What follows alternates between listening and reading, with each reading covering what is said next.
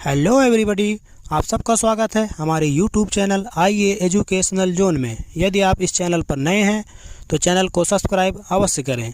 यदि आपको वीडियो पसंद आता है तो वीडियो को लाइक, कमेंट, शेयर अवश्य करें। धन्यवाद। प्रश्नावली 3 है, क्वेश्चन नंबर 9 है और ध्यान से समझिएगा। एक व्यक्ति ने कुल, ये रुपए का मार्क है, ये रुपए का चिन्ह है ना, ये रुपए 75,000 की पूंजी लगाई। क्या हुआ कि एक व्यक्ति ने कुल 75,000 रुपए की पूंजी लगाई। कहाँ लगाई? 2 जगह लगाई। इसका एक भाग 12% वार्षिक ब्याज की दर से और शेष भाग 10% वार्षिक ब्याज की दर पर लगाया। यदि उसे कुल वार्षिक ब्याज जो है मिला है वो कितना है? 8,300 रुपए। कुल वार्षिक ब्याज 8,300 मिले तो ज्ञात कीजिए कि प्रत्येक दर पर उसने कितना धन लगाया। वार्षिक ब्याज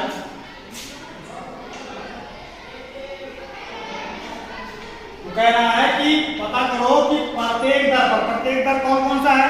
एक तो है आपका 12% और दूसरा क्या है? 10%। 12% और 10%। तो सबसे पहले यहाँ पर तो कह रहा पूछ यही आ है कि प्रत्येक दर पर उसने कितना धन लगाया। तो इसी बात को हम मान लेंगे कि माना 12% की दर पर लगाया गया धन बराबर। तो 12% की दर पर लगाया गया धन वो, जैसा कि आपको पता है, दो चरराशि वाले जो रैखिक समीकरण हम पढ़ते आ रहे हैं उसमें सबसे पहले हम x और y करके मान लेते हैं। यहाँ पर आप केवल x मान करके ही लग जाएगा, आसान सा है, बहुत मुश्किल नहीं है। तो सबसे पहले आप मान लेंगे कि 12% की दर पर लगाया गया धन बराबर x रुपए। लगाया गया धन बराबर x रुपए। क्योंकि टोटल पूंजी कितनी है? वो है 75,000। तो दूसरा वाला बचेगा कितना? एक x है तो दूसरा बचेगा कितना? 75,000 माइनस x। 75,000 माइनस, इसी बात को यहाँ पे आप लिख देंगे। कुल पूंजी बराबर कितना है? वो 75,000। कुल पूंजी बराबर है 75,000। तो यहाँ पर आप लिखेंगे 10% की दर पर लगाया गया धन बराबर 10% की दर पर लगाया धन बराबर 75,000 माइनस x हो जाएगा। 75,000 माइनस x। अब यहाँ पर क्या है? पहले दर पर लगाए गए धन पर 1 वर्ष का ब्याज बराबर, चूंकि यहाँ पर 1 वर्ष का ही ब्याज आपको निकालना होगा। और ब्याज बराबर होता है, साधारण ब्याज बराबर होता है, क्या होता है? मूलधन गुणा दर गुणे समय बटा 100। ये सूत्र है साधारण ब्याज निकालने का। कौन सा ब्याज निकालने का? साधारण ब्याज निकालने का ये फार्मूला है। तो मूलधन कितना है? मूलधन तो आपने माना है x माना है, इसलिए आपका हो गया x। दर कितना है? पहले वाले का दर आप देख रहे हैं कितना है? 12%। तो दर हो गया 12 और समय जो है वो 1 वर्ष का निकालना है और बटा 100 ये आपका फार्मूला है। इसको सरल करेंगे। सरल क्या करना है? कुछ नहीं, 12 ही करना। 12 x का गुणा होगा तो 12x बटा 100। ये आपका हो गया पहले वाले दर पर जो ब्याज मिला है। कौन से? 12% वार्षिक ब्याज की दर पर जो ब्याज मिला है वो कितना मिला है? इतना मिला है, ठीक है ना। दूसरे दर पर दूसरा दर कितना है? 10%। दूसरे दर पर लगाए गए धन पर 1 वर्ष का ब्याज बराबर वही मूलधन गुणे दर गुणे समय। अभी मूलधन कितना है? 75,000 माइनस x। मूलधन कितना है? 75,000 माइनस x। तो 75,000 माइनस x, दर कितना है? वो 10% है और समय आपका एक ही रहेगा बटा 100। इसको हम सरल कर लेंगे, एक की कोई वैल्यू नहीं गुणे में, और आपका 10 से आप हल करेंगे तो ये 10 से हल करेंगे तो सीधा सीधा है। जब आप 10 का गुणा इसमें करेंगे तो एक और 0 बढ़ जाएगा बस। तो 75,000 अभी हो गया 7,50,000। 7,50,000 और 10 का जो है x से करेंगे तो 10x हो जाएगा, ठीक। शर्तानुसार शर्त में क्या है? कह रहा है कि लगाया या तो उसे कुल वार्षिक ब्याज जो उसे टोटल अपने पैसे को 2 जगह इन्वेस्ट करता है, एक जगह तो वो लगाता है, तब ब्याज कितना होता है? 12%। कितनी? 12% दर होती है, 12% दर होती है। और दूसरे जगह जो लगाता है तो दर कितनी होती है? 10%। उसे टोटल जो ब्याज मिले हैं वो कितना मिला है? 8,300 रुपए। कितने टोटल ब्याज मिले हैं? 8,300। तो हमको पता ये करना है कि और पूंजी कुल कितनी है? वो है 75,000। तो हमको ये पता करना है कि उसने 12% पर जो लगाया है धन वो कितना था और 10% पर जो लगाया है धन वो कितना था। इस तरह से आसानी से आप निकाल लेंगे। इसमें क्या है? अनुसार कुल ब्याज बराबर कितना है? 8,300। और हमने निकाला कितना है? एक का ये निकला है और दूसरे का ये निकला है, ठीक है ना? एक का। इसके बाद में दोनों को आप क्या करेंगे? इसको जोड़ लेंगे। दोनों को क्या करेंगे? जोड़ लेंगे। बराबर कितना? जोड़ने के लिए बहुत ही आसान है यहाँ पर, इसीलिए यहाँ पर सरल नहीं किया गया। उसे सरल हो सकता था 4 तिया 12 और 4 दूनी 8, 4 पंचे 20, 8 25। अगर सरल करते तो यहाँ पर झांसा वगैरह लेना पड़ता। अभी क्या है कि दोनों का हर क्या है? बराबर। जब हर बराबर होता है तो बहुत आसानी से जोड़ अथवा घटाव कर लेते हैं। तो यहाँ पर आपको जोड़ना है, हर को उतार लेंगे और ऊपर वाले को भी ऐसे जो करते हैं उतार लिया जाएगा अंश को, ठीक। उसके बाद में 12x और ये -10x है। 12x में से 10x घटाएंगे तो कितना x होगा? 2x। कितना x होगा? 2x। और इस बटा वाले 100 को 75 करेंगे उधर जाएगा तो आपका गुणे में हो जाएगा। किसमें होगा? गुणे में। तो 8300 8,300 गुणे 100 और माइनस आपका ये वाला जो है 75 हो जाएगा, क्योंकि यहाँ पर कहाँ है? प्लस में है। उधर जब जाएगा तो क्या होगा? ये माइनस में हो जाएगा। 7 लाख। इस तरह से अभी आप इसको गुणा करेंगे। जब आप गुणा करेंगे तो ये आपका हो जाएगा 8,30,000। 8,30,000 और ये आपका हो जाएगा वही का वही रहेगा 7,50,000।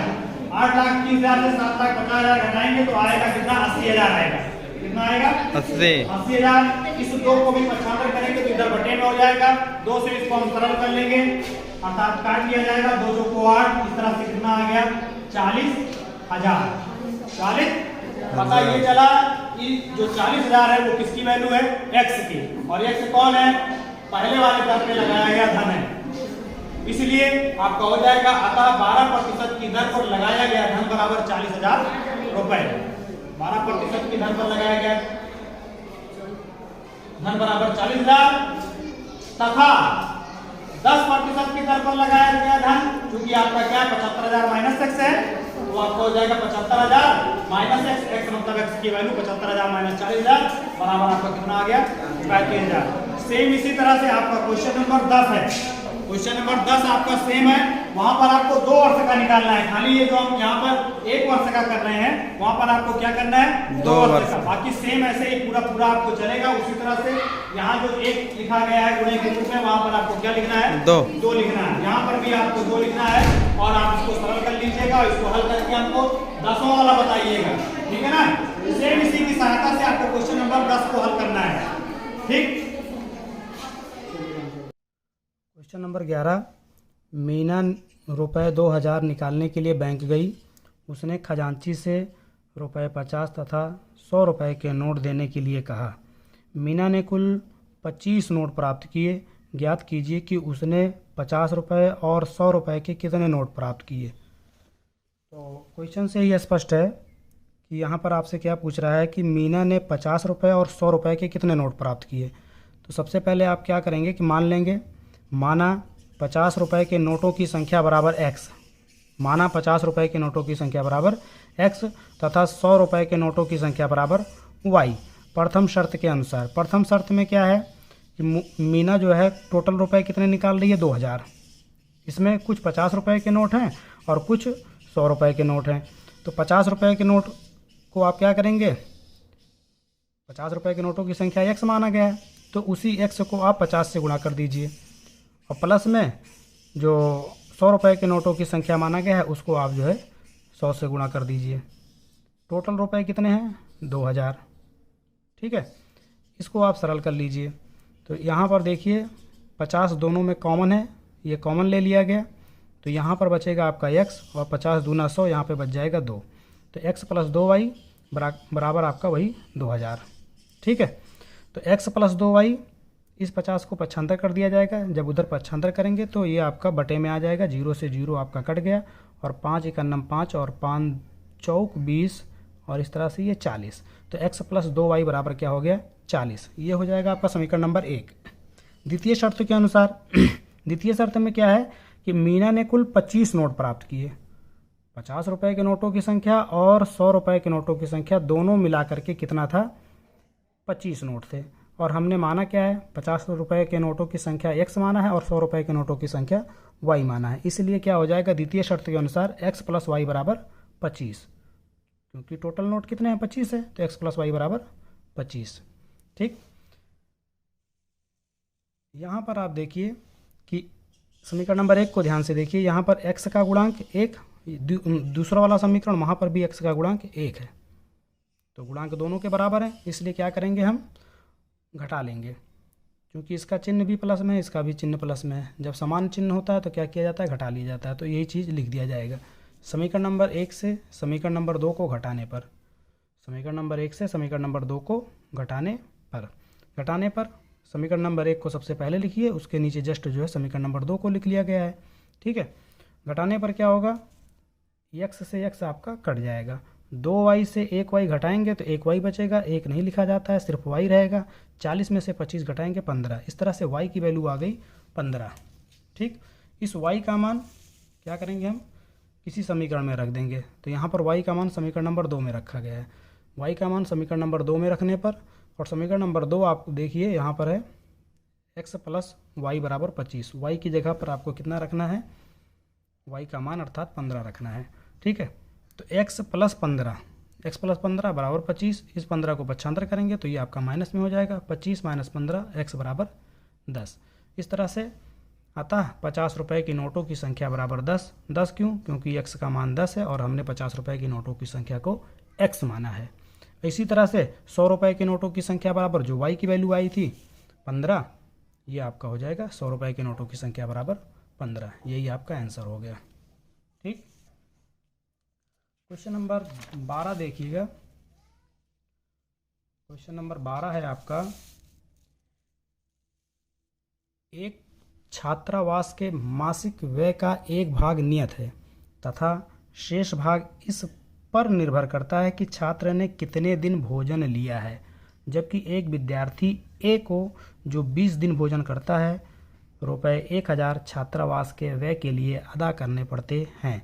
जबकि एक विद्यार्थी बी को जो 26 दिन भोजन करता है छात्रावास के व्यय के लिए 1180 अदा करने पड़ते हैं। नियत व्यय और प्रतिदिन के भोजन का मूल्य ज्ञात कीजिए। इस तरह का सवाल पीछे हो चुका है, लेकिन यहाँ फिर से आपको हल करा दिया जा रहा है।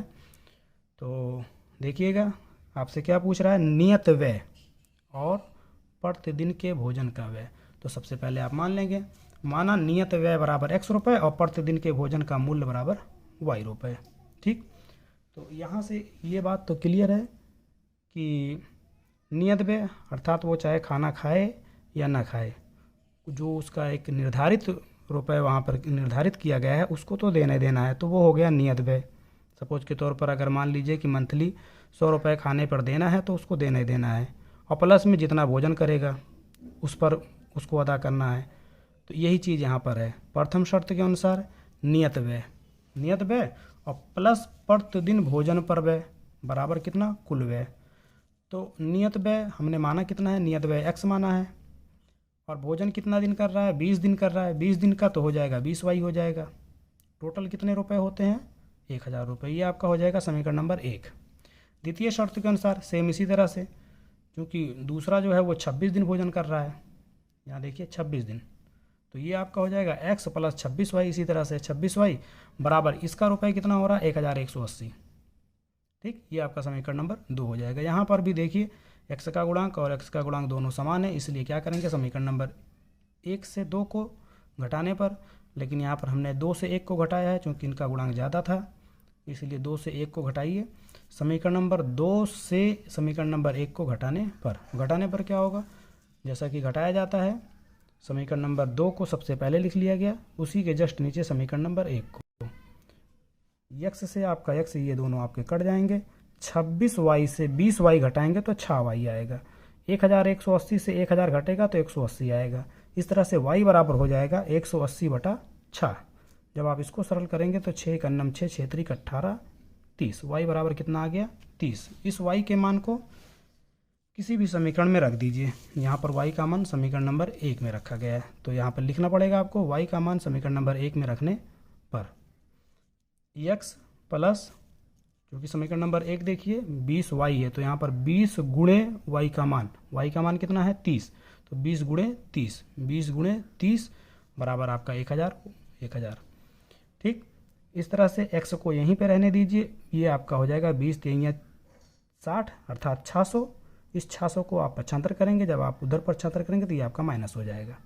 1000 से 600 घटाएंगे तो 400। इस तरह से आपका निकल गया।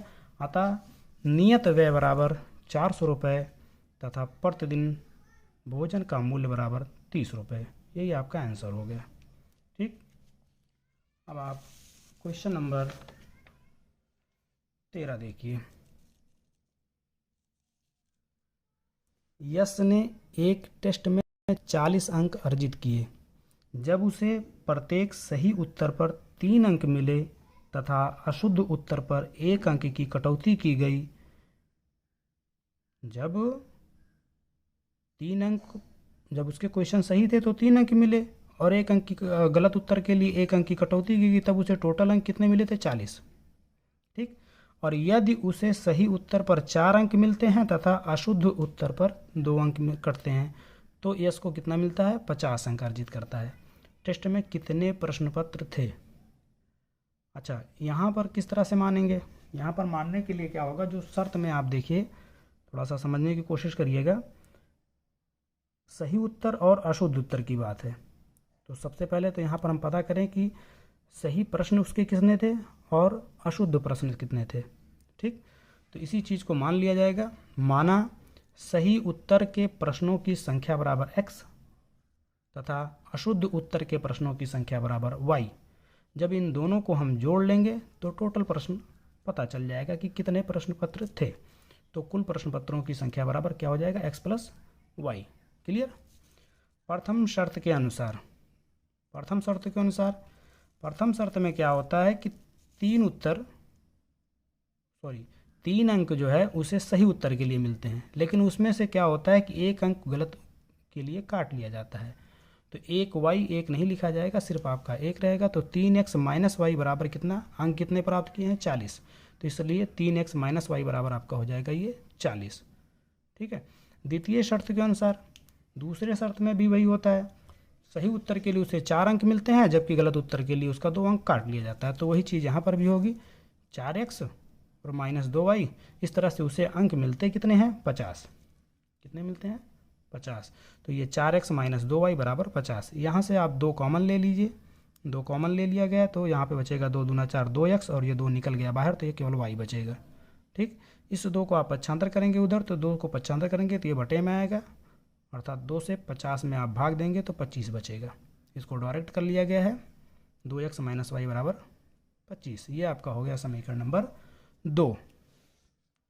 क्योंकि यहाँ देखिए इसका गुणांक x का गुणांक 3 है और यहाँ पर x का गुणांक 2 है, तो ये तो समान नहीं है, y वाला समान है, सिर्फ चिन्ह इसका भी माइनस है इसका भी माइनस है। तो हम क्या करेंगे, इसको घटा लेंगे, घटाएंगे तो चिन्ह देख बदल जाएगा।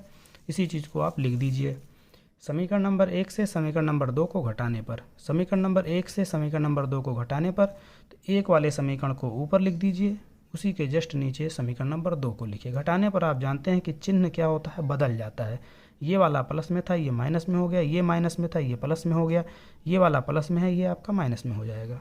ठीक, ये आपका माइनस वाई है और ये आपका प्लस वाई है, इस तरह से ये आपका कैंसिल हो जाएगा। 3x में से 2x जब आप घटाएंगे तो 1x बचेगा, 1 नहीं लिखेंगे सिर्फ x, और 40 में से 25 घटाएंगे तो ये आपका 15। इस तरह से x की वैल्यू आ गई 15।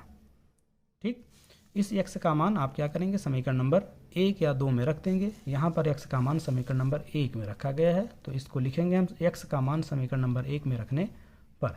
समीकरण नंबर 1 आपका है 3x माइनस वाई, तो 3 गुणा 15 माइनस वाई बराबर 40। 15 तियाँ होता है 45, इस 45 को आप पक्षांतर करेंगे, चूँकि इधर प्लस में उधर जाएगा तो माइनस में। ठीक है, ये आपका माइनस वाई वैसे ही रहेगा। 40 में से 45 घटाया जाएगा तो -5 आएगा, माइनस से माइनस आपका कट गया, इस तरह से y बराबर 5। x और y की वैल्यू प्राप्त हो गई, अतः जो है कुल प्रश्न पत्रों की संख्या, क्योंकि कुल प्रश्न पत्र हमने माना क्या है, x प्लस वाई, और x की वैल्यू है 15 और y की वैल्यू है 5। तो इस तरह से 15 प्लस 5 बराबर 20, अतः कुल प्रश्न पत्रों की संख्या बराबर 20। ठीक, क्वेश्चन नंबर 14 है आपका 14। एक राजमार्ग पर दो स्थान A और B 100 किलोमीटर की दूरी पर है। एक कार A से तथा दूसरी कार B से एक ही समय चलना प्रारंभ करती है। यदि ये कारें भिन्न भिन्न चालों से एक ही दिशा में चलती हैं तो वह 5 घंटे पश्चात मिलती हैं। यदि वे एक दूसरे की ओर चलती हों तो 1 घंटे पश्चात मिलती हैं। दोनों कारों की चाल ज्ञात कीजिए।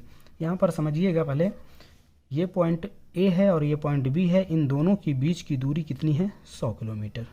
ठीक है, यहाँ स्थान A से एक कार चलना प्रारंभ करती है, स्थान B से दूसरी कार चलना प्रारंभ करती है एक ही समय पर। ठीक, यहाँ से पूछ क्या रहा है, दोनों कारों की चाल ज्ञात कीजिए। क्या पूछ रहा है, दोनों कारों की चाल ज्ञात कीजिए। तो जैसा कि दोनों कारों की चाल पूछ रहा है तो सबसे पहले हम लोग मान लेंगे कि माना स्थान A से चलने वाली कार की चाल बराबर 1 किलोमीटर प्रति घंटा। इस बिंदु A से, स्थान A से, यहाँ पर A और B से चला है ना, तो स्थान A से चलने वाली कार की चाल बराबर x किलोमीटर प्रति घंटा और स्थान B से चलने वाली कार की चाल बराबर y किलोमीटर प्रति घंटा। प्रथम शर्त के अनुसार, प्रथम शर्त में क्या है, जब दोनों कारें एक ही दिशा में चलती हैं, जब दोनों कारें एक में चलती हैं तो सापेक्ष चाल में होता है कि चालें घट जाती हैं। दोनों की चालों को घटा देंगे, अर्थात x माइनस वाई, पहले की चाल x माना है, दूसरे की मैंने y माना है, तो इस तरह से x माइनस वाई किलोमीटर प्रति घंटा हो जाएगा। ठीक है, इसके बाद हम जानते हैं कि चाल बराबर क्या होता है, दूरी बटे समय। चाल बराबर क्या होता है, दूरी बटे समय। तो चाल क्या है, चाल है x माइनस वाई और दूरी कितनी है, टोटल दूरी है 100 और समय कितना लग रहा है, 5 घंटे समय लगते हैं ना, 5 घंटे पश्चात मिल जाती है तो 5 घंटा। इस तरह से इसको आप सरल कर लेंगे तो ये आपका हो जाएगा 5 दूनी 10 20, x माइनस वाई बराबर 20। ये आपका समीकरण नंबर 1 हो जाएगा। ठीक, इसके बाद में द्वितीय शर्त के अनुसार, द्वितीय शर्त में आप ध्यान दीजिएगा, जब दोनों कारें विपरीत दिशा में चलती हैं तो क्या होता है कि सापेक्ष चाल में दोनों की चालों को जोड़ लिया जाता है, अर्थात पहली की चाल और दूसरी की चाल ये दोनों जुड़ जाएंगी। कब, जब दोनों कारें विपरीत दिशा में चलेंगी। स्पष्ट है, एक इधर से आई, इधर की तरफ जा रही है, एक इधर की तरफ जा रही है, इसका मतलब है कि दूरी कम हो रही है। जब दूरी कम हो रही है तो इसका मतलब है दोनों की चालों को क्या करेंगे, जोड़ लेंगे। तो वही चीज़ है यहाँ पर आपका हो जाएगा x प्लस वाई किलोमीटर प्रति घंटा। इसी प्रकार आप इस जैसे ये वाला किए थे वैसे सेम ऐसे ये हो जाएगा, x प्लस वाई बराबर, दूरी तो वही है 100 किलोमीटर, लेकिन समय कितना लग रहा है, समय लग रहा है 1 घंटा। कितना लग रहा है, 1 घंटा। तो बटे में आपका 1 रहेगा, दूरी बटा समय होता है ना, दूरी बटा समय, समय आपका 1 घंटा है, ये आपका 1 लगेगा। इस तरह से 1 बटे में 1 की कोई वैल्यू नहीं है, तो आपका हो जाएगा x प्लस वाई बराबर 100, समीकरण नंबर 2। यहाँ पर आप देखिए, चाहे आप x वाला हल कर लीजिए चाहे y वाला, चूँकि दोनों के गुणांक बराबर हैं तो हम यहाँ पर y वाला हल कर लेंगे, चूँकि आपको जोड़ना पड़ेगा। यहाँ पे ये वाला माइनस में है, ये वाला प्लस में है, इस चीज़ को यहाँ पे लिख दिया गया है। समीकरण नंबर 1 और समीकरण नंबर 2 को जोड़ने पर समीकरण नंबर 1 को जस्ट ऊपर लिखा गया है, समीकरण नंबर 2 को जस्ट नीचे। जोड़ने की बात है, जोड़ने पर चिन्ह वगैरह बदलता नहीं है, तो आप जानते हैं यहाँ y माइनस में है, यहाँ y प्लस में, ये कट जाएगा, x और x मिल करके आपका हो जाएगा 2x बराबर 100 और 20 मिल करके 120, तो x बराबर आपका हो जाएगा 2 छंग 12 अर्थात 60, x बराबर 60। ठीक, x का मान समीकरण नंबर 2 में रखने पर, समीकरण नंबर 2 जहाँ पर है आप देखिए, समीकरण नंबर 2 x प्लस वाई है, तो x का मान यहाँ पर 60 प्लस y बराबर 100। इस 60 को 75 करेंगे तो 100 माइनस 60, y बराबर 40। इस तरह से x की वैल्यू और y की वैल्यू दोनों हमने निकाल लिया, तो यहाँ पर लिख दीजिए, आता है बिंदु A से या स्थान A से चलने वाली कार की चाल बराबर 60 किलोमीटर प्रति घंटा तथा B से चलने वाली कार की चाल बराबर 40 किलोमीटर प्रति घंटा। आ गया समझ में। क्वेश्चन नंबर आपका 15 देखिएगा, 15वां क्वेश्चन नंबर 15 है आपका, 2 महिलाएं एवं 5 पुरुष एक कसीदे के काम को साथ साथ 4 दिन में पूरा कर सकते हैं, जबकि 3 महिलाएं एवं 6 पुरुष इसको 3 दिन में पूरा कर सकते हैं। ज्ञात कीजिए कि इसी कार्य को करने में एक अकेली महिला कितना समय लेगी, पुनः इसी कार्य को करने में एक पुरुष कितना समय लेगा। क्योंकि यहाँ पर प्रश्न से स्पष्ट है, एक अकेली महिला कितना समय लेगी और एक पुरुष कितना समय लेगा, तो इसी चीज़ को हम मान लेंगे कि माना एक महिला को कार्य को पूरा करने में लगा समय बराबर x दिन, तथा इसी प्रकार से एक पुरुष को कार्य को पूरा करने में लगा समय बराबर y दिन। ठीक। अच्छा, जब यहाँ पर काम समय चाल समय की जब इस तरह से बात होती है तो इसको इस तरह से हल करते हैं। यहाँ ध्यान दीजिएगा, जब भी इस तरह से रहेगा क्वेश्चन आप तो इसको इसी टाइप से हल करिएगा। यहाँ पर ऐसे निकाल लेंगे। इसलिए एक महिला का 1 दिन का कार्य बराबर 1 दिन का कार्य, क्योंकि संपूर्ण कार्य को यहाँ पर माना जाता है 1, तो वो हो जाएगा 1/x। एक महिला का 1 दिन का कार्य 1/x, 2 महिला का 2/x, 3 महिला का 3/x, ऐसे ही यहाँ पर 2 महिला है तो 2/x हो जाएगा। 5 पुरुष का, एक पुरुष का 1 दिन का कार्य बराबर 1/y। इसी तरह से 5 पुरुष का हो जाएगा तो 5/y हो जाएगा। ठीक है। प्रथम शर्त के अनुसार यहाँ पर ध्यान दीजिएगा, क्योंकि 2 महिला का है तो 2/x और ये 5/y, ये जो है दोनों मिलकर के 4 दिन में करते हैं, तो इसलिए 4 से गुणा किया जाएगा। इन दोनों का मिल करके 4 दिन से गुणा करेंगे तो ये संपूर्ण काम होता है, और संपूर्ण काम को किससे दर्शाते हैं? 1 से। क्लियर। इसको पहले आप सरल कर लीजिए। 4 को पक्षांतर कर दिया गया है इधर, तो ये चूंकि यहाँ गुणा में था, इधर आया आपका ये बटे में हो गया, तो 2/x प्लस 5/y बराबर 1/4, ये समीकरण नंबर 1 आपका हो गया। द्वितीय शर्त के अनुसार इसी तरह से जैसे आपका प्रथम शर्त में है उसी तरह से द्वितीय शर्त में कर लेंगे।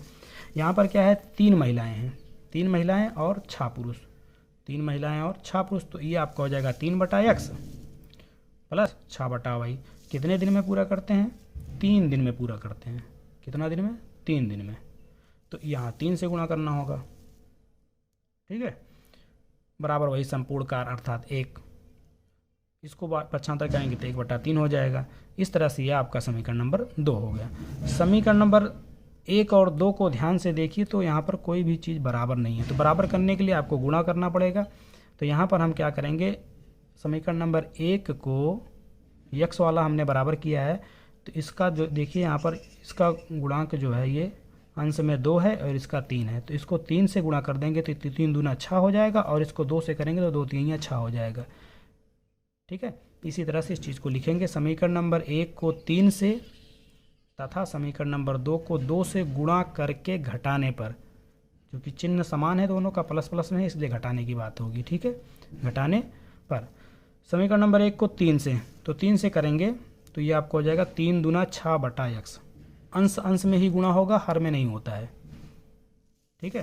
तो 3 दूना 6/x और 3 पचे 15/y और 3 एकन्नम 3, 3/4। इसी तरह से दूसरे वाले में 2 से करना है तो 2 3 6, 6/x और 2 6 12/y और फिर 2 एकन्नम 2/3। ठीक है। अभी घटाने की बात है तो ये आपका चिन्ह बदल जाएगा, ये भी प्लस में है, माइनस प्लस माइनस, ये भी प्लस में माइनस। 6/x सेम है, ये आपका कट जाएगा, एक प्लस में एक माइनस में। 15/y माइनस 12/y, इस तरह से इसको लिख लेंगे। 3/4 माइनस 2/3, इसको इस तरह से लिख लिया जाएगा। 15/y दोनों के हर समान है, तो हर जब समान होता है तो हर को ऐसे ही उतार लिया जाता है और अंश को घटा लेते हैं, तो 15 में से 12 गए 3/y। यहाँ पर आपको लघुत्तम लेना पड़ेगा। 4 और 3 का लासा आपका हो जाएगा 12, 3 का कैंची गुणा करेंगे, 3 त्रिक का 9 और 4 दूनी 8, 9 में से 8 गए 1, 1/12। त्रिया गुणा कर लीजिए आप, कैंची गुणा, 12 तियाँ 36। इस तरह से y की वैल्यू कितनी हो गई? 36। ठीक। y का मान समीकरण नंबर 2 में रखने पर, y का मान हम रख देंगे समीकरण नंबर 2 में। समीकरण नंबर 2 आपका है, ये है 3/x प्लस 6/y, 6/y तो y के मान 3/x तो 6/36, y का मान 36 है ना, तो 6/36। इसको सरल करेंगे, 6 एकन्नम 6, 6 छंग 36, 1/6। इस 1/6 को आप पंचातर करेंगे, क्योंकि इधर प्लस में उधर जाएगा तो माइनस में। 6 और 3 का लघुत्तम ले लेंगे तो ये आपका 6 ही हो जाएगा। पुनः 3 का पहाड़ा 6 के लिए 3 दूना 6, 2 आया, इस 2 का गुणा 1 के साथ, 2 एकन्नम 2, 6 एकन्नम 6, 1 एकन्नम 1। तो 3/x बराबर 1/6, कैची गुणा कर लिया जाएगा इसका भी, x का 1 से x का नम x, 3 छंग 18, 3 छंग 18। इस तरह से x की वैल्यू आ गई 18। तो x कौन है और y कौन है ये तो आपको पता है। x है क्या, महिला को कार्य करने में लगा हुआ समय है ये, और y कौन है, पुरुष का है। इसी चीज़ को आप लिख दीजिए, अतः एक महिला को कार्य को पूरा करने में लगा समय बराबर 18 दिन। 18 दिन क्यों, जो x की वैल्यू है, तथा एक पुरुष को कार्य को पूरा करने में लगा समय बराबर 36 दिन। यही आपका आंसर हो जाएगा। क्वेश्चन नंबर आपका 16 है, ये भी बड़ा इंटरेस्टिंग है।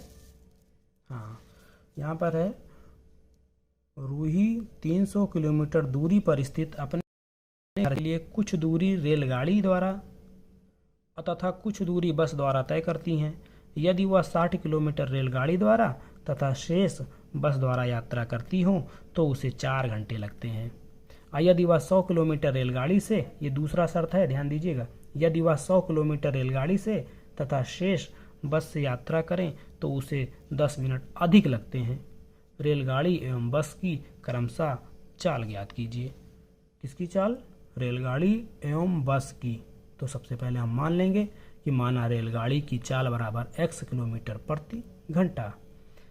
इसी चीज़ को यहाँ पर लिखा गया हल में, माना रेलगाड़ी की चाल बराबर x किलोमीटर प्रति घंटा और बस की चाल बराबर y किलोमीटर प्रति घंटा। ठीक, इसको समझाने के लिए आपको यहाँ पे कर दिया गया, आप यहीं से डायरेक्ट कर सकते हो प्रश्नानुसार। प्रथम स्थिति में क्या होता है कि ये टोटल दूरी जो यहाँ से लेकर के यहाँ तक की दूरी है वह कितनी है, 300 किलोमीटर है। रेल से यात्रा करती है 60 किलोमीटर, तो बाकी बचा कितना, 240। ठीक है, दोनों मिला करके समय कितना लगता है, समय लगता है 4 घंटा। कितना, 4 घंटा। तो यही चीज़ आपका हो जाएगा, क्योंकि शर्त 4 समय का है, तो ये आपका समय बराबर होगा दूरी बटा चाल। दूरी कितनी है, 60 किलोमीटर। दूरी कितनी है, 60 किलोमीटर, और चाल कितनी है, x है, प्लस दूरी अभी कितनी है, 240, और चाल कितनी है, y है। दोनों से समय कितना लगता है, 4 घंटा। यहाँ पर यही ध्यान दीजिएगा कि शर्त किस बात की है, शर्त यहाँ पर है समय का। शर्त क्या है, समय का। जब समय का शर्त है तो आप यहाँ पर जो हल करेंगे तो समय निकालेंगे, दोनों का समय निकाल लीजिए, उसको जोड़ दीजिएगा, बराबर जो आपका समय कह रहा है वही लिखा जाएगा। ठीक है ना। तो इस तरह से 60/x प्लस 240/y बराबर 4। यहाँ से 60 हमने कॉमन ले लिया है, ये सरल करने में आसानी रहेगी, इसलिए इसको कॉमन ले लिया गया। 60 को कॉमन लेंगे तो ये आपका 60 का नम 60 1/x बचेगा। यहाँ से 60 जब आप कॉमन लेंगे तो 6 चौक 24 4/y बचेगा। 60 को पक्षांतर करेंगे इधर तो ये 4/60 हो जाएगा, और इसको जब आप सरल कर लेंगे 4 1 नम 4 और 4 15 में 60, 15 चौको 60 होता है ना, तो 1/15। ये आपका समीकरण नंबर 1 हो गया। द्वितीय शर्त में जो द्वितीय स्थिति है उसमें क्या होता है कि यदि वह 100 किलोमीटर रेलगाड़ी से और शेष बस से, जब 100 किलोमीटर रेलगाड़ी से चल रही हैं तो बाकी बचा दूरी कितनी, 200 किलोमीटर, क्योंकि टोटल तो 300 किलोमीटर है ना। तो प्रश्नानुसार उसी तरह से जैसे ये वाला किया गया था 100/x प्लस 200/y, लेकिन यहाँ पर और ध्यान दीजिएगा आप, क्या कह रहा है, यात्रा करें तो उसे 10 मिनट अधिक लगते हैं। 10 मिनट अधिक लगता है तो इसका मतलब है 4 घंटा तो लगता ही था, 10 मिनट और ज़्यादा लग रहा है। तो चूंकि ये मिनट में है और यहाँ घंटे की बात है तो इसको घंटा बना लेंगे हम। और घंटे बनाने के लिए क्या किया जाएगा कि आपको 60 से भाग देना होगा, चूँकि 1 घंटा में 60 मिनट होता है, इसलिए इसको 60 से भाग देंगे। समझ में आया बात, 0 से 0 कट जाएगा। इस तरह से यहाँ बचा है 1/6। इन दोनों का हम लासा ले लेंगे, इसका हर 1 मान लेंगे, 6 और 1 का लासा हो जाएगा 6। और यहाँ से 100 कॉमन ले लीजिए, यहाँ से 100 कॉमन ले लेंगे। जब 100 कॉमन लेंगे तो यहाँ पर बच जाएगा आपका 100 1 नम 100, 1 बचा, 100 दूना 200, 2 बचा, तो 1/x और 2/y। इस तरह से इसको ब्रैकेट में लिख लीजिए। और ये जो 4 1 का लासा जब आप लेंगे, 6 1 का लासा तो 6 हो जाएगा, कैची गुणा कर लेना है बस, 6 चौक 24 और 6 1 1 नम 1। इस तरह से ये आपका हो जाएगा 24 1 25 25। इस 100 को पक्षांतर करेंगे तो यहाँ गुणे के रूप में आएगा, तो 25/6 गुणा 100। 6 तो ये था ही, ये आया 100 जो है तो गुणे में हो गया। इसको सरल करेंगे तो 25 1 नम 25 और 25 चौको 100, 6 और 4 बचा, 6 4 का गुणा आपका हो जाएगा 6 चौक 24। ये आपका हो गया 1/x प्लस 2/y बराबर 1/24, समीकरण नंबर 2। समीकरण नंबर 1 से समीकरण नंबर 2 को घटाने पर समीकरण नंबर 1 से 2 को घटा दीजिए, सिंपल है, क्योंकि सेम है, 1/x इसका भी है, 1/x इसमें भी है ना। तो इसको क्या करेंगे, घटा लेंगे। घटाने पर समीकरण नंबर 1 को जस्ट ऊपर, समीकरण नंबर 2 को उसी के जस्ट नीचे, 1/x घटाने पर क्या होता है, चिन्ह बदल जाता है। तो ये चिन्ह आपका बदल गया, 1/x कट गया, 4/y ये वाला अभी माइनस हो गया है तो -2/y, 1/15 ये वाला आपका माइनस हो गया तो -1/24। 15 और 24 का लासा आएगा 120। 15 और 24 का जब लासा निकालेंगे तो कितना आएगा, 120। उसके बाद में जानते हैं आप कैसे सरल किया जाता है, 15 8 120, 8 1 8, 24 5 120, 5 1 5, 8 में से 5 गए 3, ये आपका यहाँ पे 4 में से 2 गए 2y ही रहेगा, और ये 8 में से 5 गए 3, 3/120, तो 3 1 3 और 3 चौक 12। इस तरह से ये आपका 1/40, तिरिया गुणा कर लेंगे तो 40 दूना 80, y बराबर कितना, 80। y का मान क्या करिए कि समीकरण नंबर 1 में रख दीजिए। y का मान समीकरण नंबर 1 में रखने पर 1 में रखेंगे 1/x प्लस 4/y है, तो y की जगह पर 80। इसको भी आप सरल करेंगे, 4 1 4, 4 दूनी 8, इस तरह से 1/20। 1/20 को पक्षांतर करेंगे तो इधर 1/15 है ना, उधर जाएगा तो -1/20 हो जाएगा, यही चीज़ है आपका, यहाँ ध्यान दीजिए। 1/x बराबर 1/15 -1/20, पुनः 15 और 20 का लासा हो जाएगा आपका 60, 15 चौको 60, 4 1 4, 20 3 60, 3 1 3, 4 में से 3 गए 1, 1/60 बचा, कैंची गुणा करेंगे, तिरिया गुणा, 60 1 60, x 1 x, इस तरह से x बराबर कितना, 60। अब आप लिख दीजिए x और y का मान निकल गया, लिख दीजिए अतः रेलगाड़ी की चाल बराबर x किलोमीटर प्रति घंटा तथा बस की चाल बराबर 60 किलोमीटर प्रति घंटा, ये वाला निकल गया, और ये वाला आपका कितना, 80। क्लियर हो गया, ओके।